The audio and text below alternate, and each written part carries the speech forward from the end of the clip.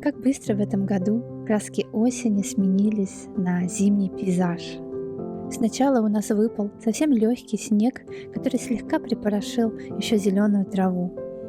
Это так раскрасило серые краски ноября, когда дни стали короче и темнее, а белый снег добавил больше света и, конечно же, принес с собой вдохновение.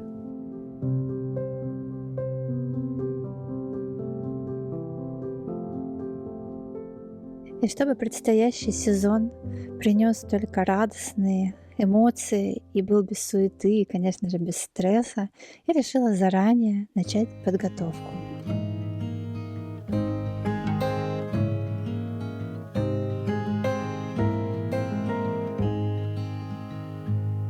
Благодаря наступившей зиме пришло и настроение для создания уютных и атмосферных вещей для Нового года.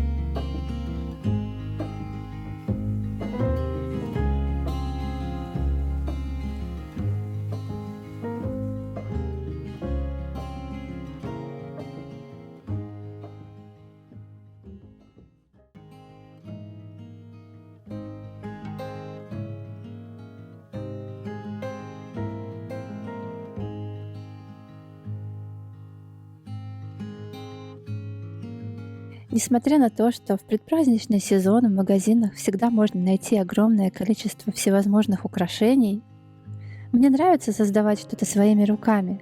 Это приносит какое-то умиротворение и тепло, а также эти вещи наполняются любовью и становятся как будто одушевленными. Эти вещи можно дарить или украшать ими дом, неважно, что с ними делать, но самое главное, что они наполнены положительной энергией. В начале ноября, просматривая разные вдохновляющие фотографии, мне пришла идея создать такие вот небольшие текстильные елочки. Для их создания я использовала льняную ткань, но на самом деле их можно сшить из любой другой. Главное, чтобы она была натуральная. Мне кажется, именно натуральная ткань подходит по стилю к этим елочкам лучше всего.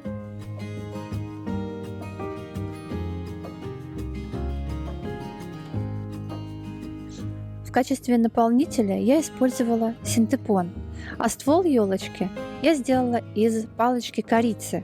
Теперь еще елочки стали ароматно пахнуть. Эти елочки можно сшить не только на машинке, но и вручную. Этот процесс, кстати, очень приятный, так как заставляет почувствовать всю прелесть предстоящего праздника и окунуться в процесс и наполнить эти елочки своим теплом и положительной энергией.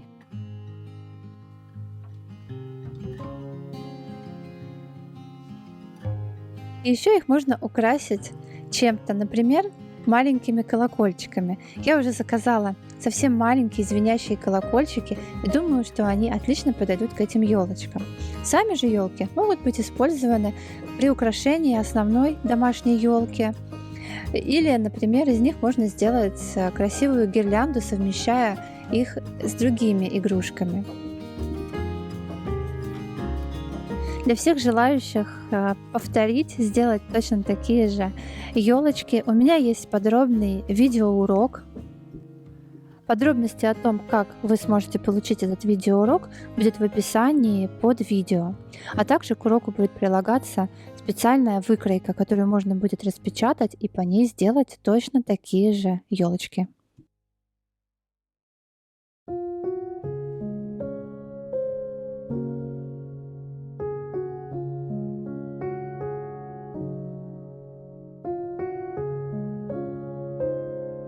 Звездочки всегда являлись по-настоящему праздничным рождественским символом. Поэтому я решила сделать несколько таких небольших звезд в дополнение к своим текстильным елочкам. Материал для них я также выбрала лен, только светлого такого молочного оттенка. Для всех, кто вместе со мной хотел бы заниматься творчеством, я создала специальное пространство,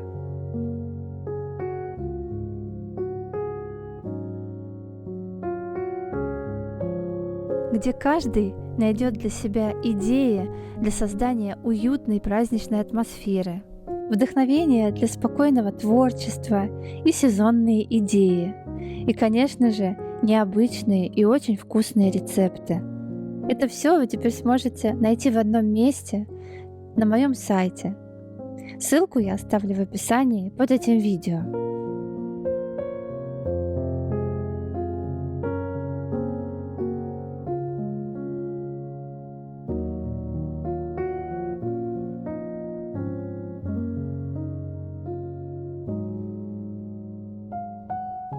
Из нескольких елочек и звезд я решила сделать гирлянду и украсила ею полку, на которой у меня хранятся самые красивые тарелки.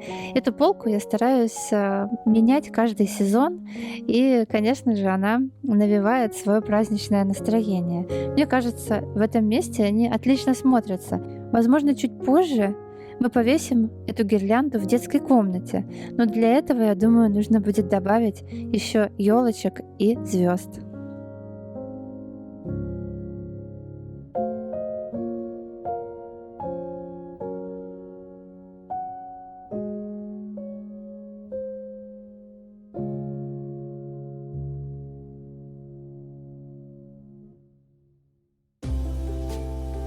После того, как я закончила работу над елочками и звездами, мы с девочками решили попробовать создать такого сказочного олененка.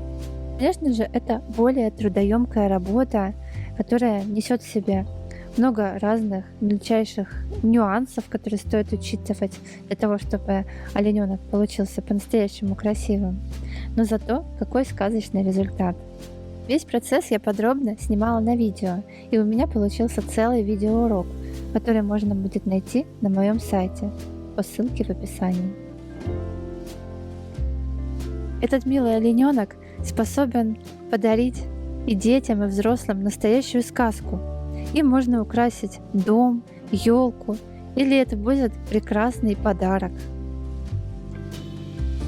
Когда мы создаем что-то своими руками, занимаемся творчеством, мы по-настоящему чувствуем эту жизнь.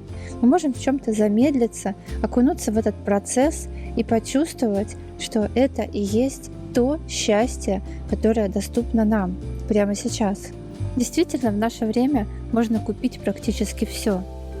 Но так ли это ценно по сравнению с той энергией, с той любовью, которую мы вкладываем в те вещи, которые создаем своими руками? Взгляд, осень и зима – самое время для такого уютного творчества. Это творчество позволяет почувствовать предвкушение праздника.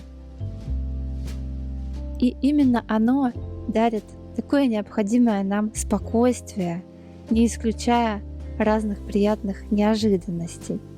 Повинуясь естественным потокам атмосферы, царящей в это время года, мы позволяем положительной энергии насытить наш разум.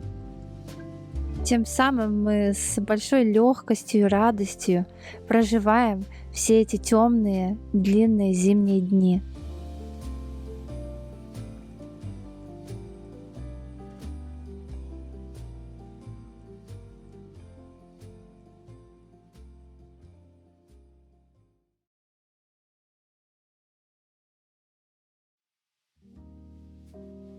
Чтобы по-настоящему наполнить свой дом атмосферой предстоящих праздников, я стараюсь наполнить его разными приятными ароматами. Что может быть лучше натуральных ароматов цедры, апельсина, корицы, ванили? Все это создает невероятные ощущения внутри, какого-то тепла, защищенности и радости. У меня есть удивительный рецепт, проверенный годами, Это апельсиновый кекс, который я готовлю всегда зимой или в преддверии зимы, и он наполняет дом тем самым ароматом. Этот кекс, он без сахара и делается на сиропе топинамбура. Я не использую в нем белую муку, но он остается таким же вкусным, несмотря на то, что ингредиенты в нем достаточно полезные и не содержат никаких животных продуктов, ни яиц, ни молока, ни сливочного масла. Все это достаточно легкое и в то же время очень вкусное.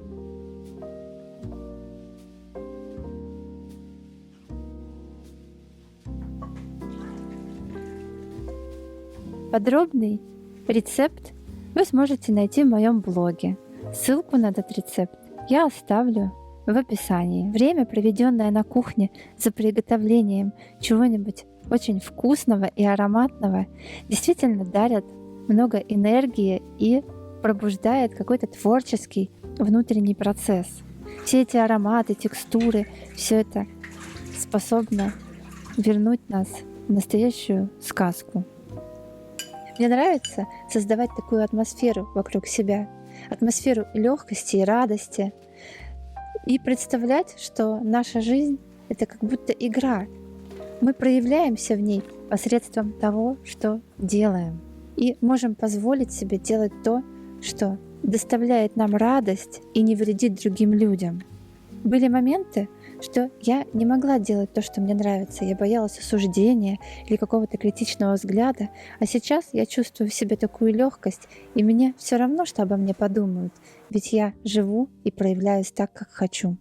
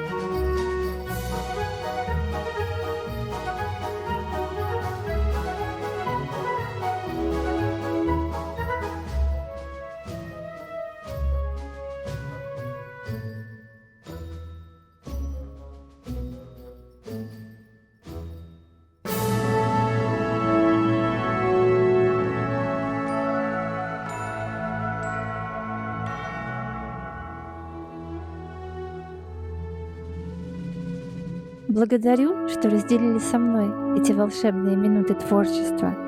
До скорой встречи в новом предпраздничном видео.